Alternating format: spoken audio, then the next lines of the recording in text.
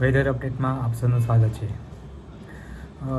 છેલ્લા 5 દિવસથી ગુજરાતના લગભગ મોટાભાગના ભાગમાં, ખાસ કરીને ઉત્તર ગુજરાત, મધ્ય ગુજરાત, દક્ષિણ ગુજરાતના અને કચ્છના કેટલાક ભાગોમાં આપણે મેઘતાંડવ જોયું, જેમાં મધ્યમથી કરીને ભારેથી અતિ ભારે અને અત્યંત ભારે એટલે કે લગભગ 12 થી 15 થી 17 ઇંચ સુધીનો વરસાદ છેલ્લા 24 કલાકમાં આપણે જોવા મળ્યો હતો। આના પાછળનું જે કારણ હતું કે એક શિયર ઝોન રચાઈ હતી 22 ડિગ્રી ઉત્તર અક્ષાંશ પર, અને ધીમે ધીમે એક જે મોન્સૂન ટ્રફ હતો એ ઉત્તર ભારતમાંથી દક્ષિણવર્તી થઈને લગભગ રાજસ્થાનના જેસલમેરથી પસાર થઈ રહ્યો છે। એના કારણે ગુજરાત રાજ્યના મધ્યપ્રદેશ લાગુ બોર્ડરો અને રાજસ્થાનના લાગુ બોર્ડરના ભાગમાં અતિશય ભારે વરસાદ જોવા મળ્યો હતો, ખાસ કરીને લગભગ 22 થી 25 જુલાઈ દરમિયાન।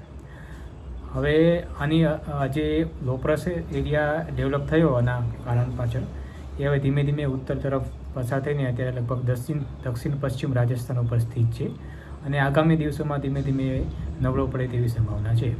અને જે મોન્સૂન ટ્રફ છે એ પણ ધીમે ધીમે થોડોક ઉત્તર તરફ અથવા તો સામાન્ય થવાની સંભાવના છે।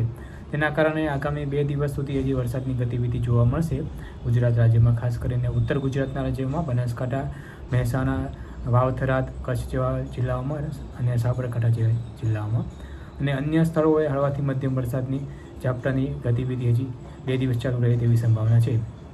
સાથે સાથે દક્ષિણ ગુજરાતના જે જિલ્લાઓ છે, વલસાડ, નવસારી, તાપ, ડાંગ જેવા જિલ્લાઓમાં ઓફશોર ટ્રફ સક્રિય રહેવાના કારણે તેમાં હજી મધ્યમથી ભારે વરસાદની ગતિવિધિ ક્યાંક ક્યાંક જોવા મળે તેવી સંભાવના છે।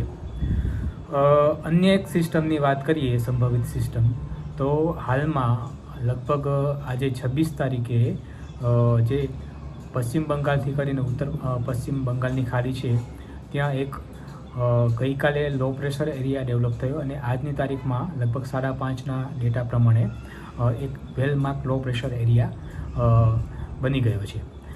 તો ધીમે ધીમે આ જે સિસ્ટમ છે એ વધારે પ્રબળ બનીને ડિપ્રેશન સિસ્ટમ બને તેવી પણ સંભાવના દેખાઈ રહી છે।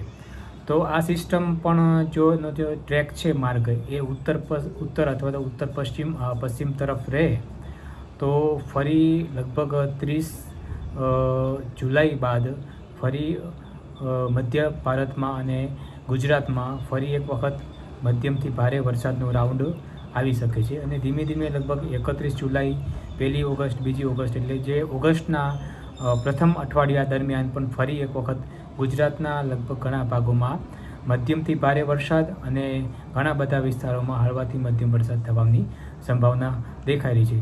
તેનો હજી ટ્રેક 1-2 દિવસ બાદ વધારે સુનિશ્ચિત થશે, પણ અત્યારે આ સંભવિત સિસ્ટમ દેખાઈ રહી છે।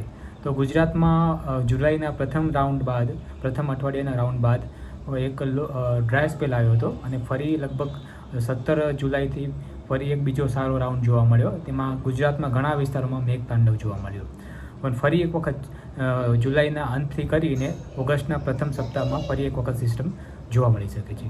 આ એક અપડેટ હતી આગામી દિવસોમાં વરસાદની એક કઈ સિસ્ટમ ક્યારે ઉદ્ભવે તેવી સંભાવના છે તેના વિશે। વધુ માહિતી માટે આપણે મળશું આગલા વિડીયોમાં। ચેનલને લાઇક કરો, સબસ્ક્રાઈબ કરો અને શેર કરો, સાથે સાથે ફેસબુક પેજને પણ તમે ફોલો કરો અને ઇન્સ્ટાગ્રામ પેજને પણ તમે ફોલો કરો। ખૂબ ખૂબ આભાર, ધન્યવાદ।